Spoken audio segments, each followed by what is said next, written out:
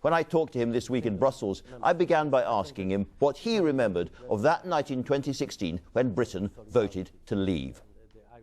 It was my first impression, and my first reflection was how to protect our friendship despite the result, and how to stop myself from using too dramatic narrative and comments. And the disappointment was so visible, and of course the second challenge was how to explain to our public, also to our leaders, but also to our British colleagues, what are the procedures now, because no one, I'm talking about the British government, Brexiteers, Remainers, but also our leaders here on the continent, our institutions. In fact, no one was prepared enough, I mean, for this black scenario, for this negative result.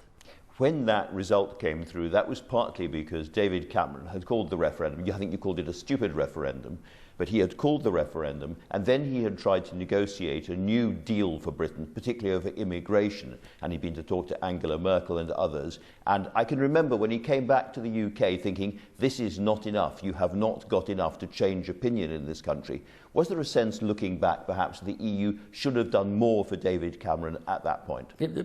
Frankly speaking, this is one of the most visible evidence how illusionary was the whole process of the referendum, because it was clear from the very beginning that his demands were unrealistic. Too much.